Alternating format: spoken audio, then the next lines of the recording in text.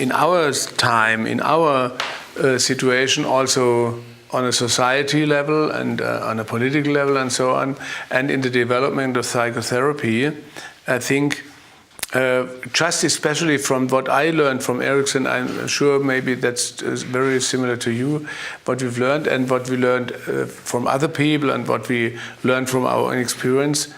In a sense, when I look to political discussions, when I look to political developments in society, especially in Europe, but not only in Europe, also in the States or so, I think I see so many similarities in processes, in communication processes, in processes in the development of consciousness of people and behavior, like I perceive it, which you can explain from Ericksonian concepts, and there is also something which I would say, well, don't we have some task in a sense also to contribute to a world where all this knowledge in a sense is used and so to make more, how would you say, I would say, support more integration between dissociated parts, not only in the individuals, but also so. How do you see that? I agree. I think, and sadly, our communities are broken right now. You know, we see culture and community as very organic, which means it needs to be recreated by all these daily rituals and so forth. It needs to be rewoven. Because of different things in television and social media, it's strange hearing me sound like a traditionalist. I think are really significant on the sense that people do no longer feel connected to one another as much as we used to.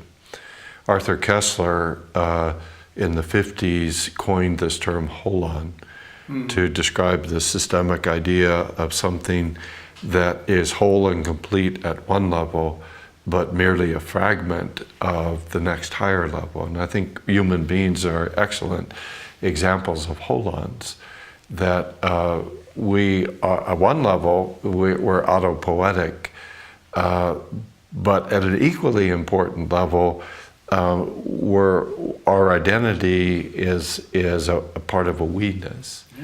And in many ways, sustained suffering is an expression of one part of the holon being separated and isolated out. And that was one of the basic systemic ideas.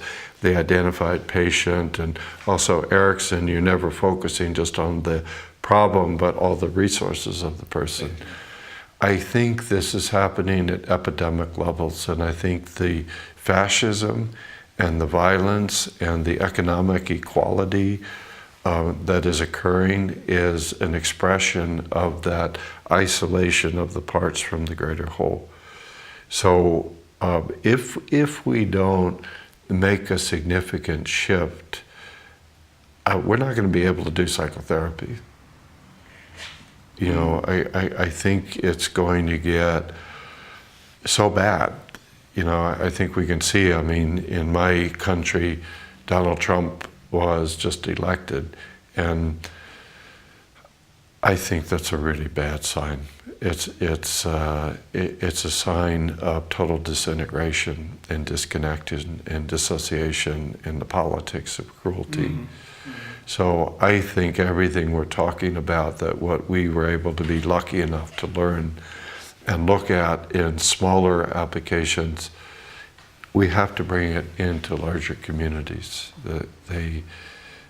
It's not really just a nice option.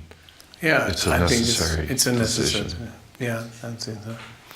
But just to close that, so I'm totally with you, and I think, and I try in my work also doing seminars, so is, from my understanding, only reasonable when it's also relating always to these kind of issues.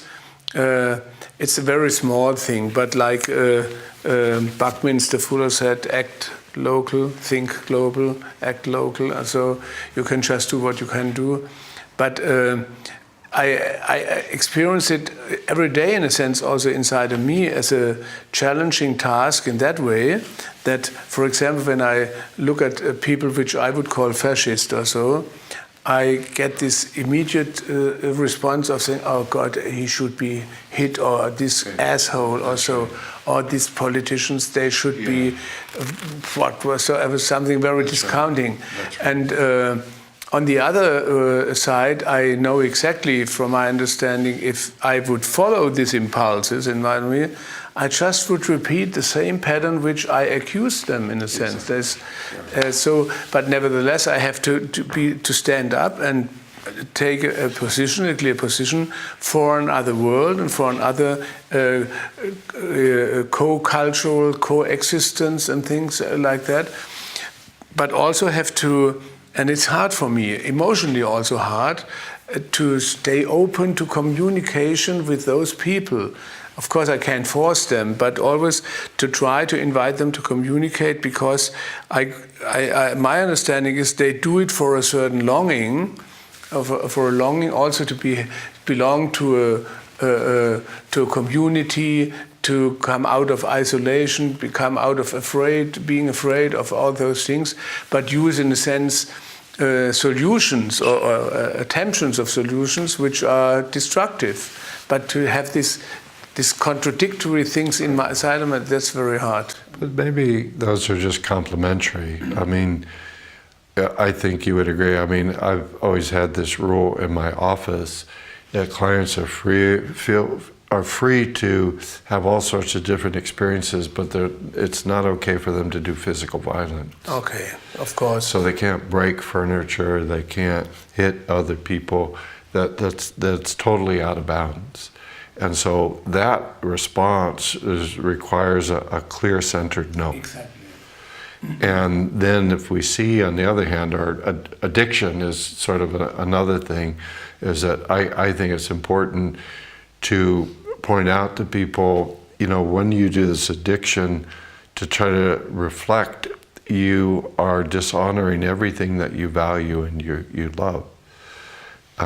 On the other hand, we need to create these new possibilities in these new communities, so people realize whatever the drivers are for that anger, for that desperation, for that addiction, is that there's opportunities for them to develop in a creative way.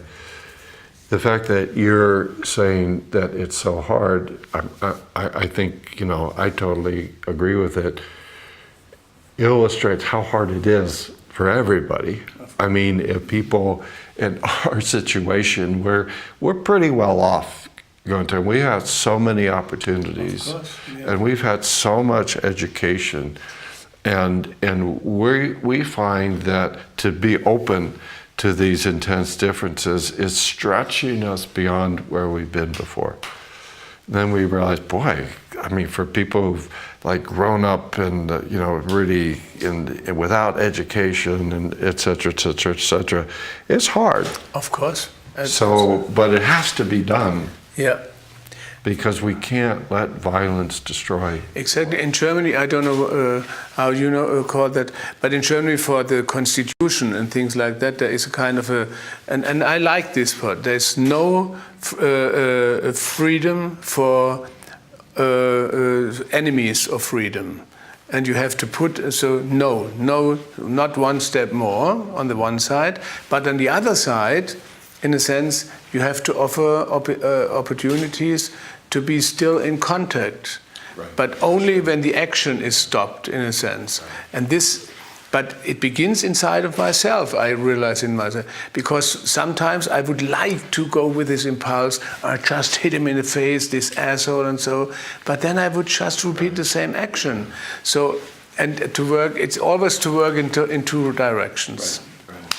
So it looks like we're not just going to be able to retire and watch sports. Yeah. Many miles to go before we sleep.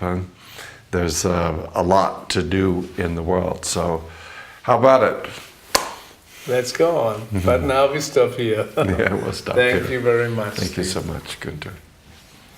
It's good to have you as a friend. Likewise. Likewise.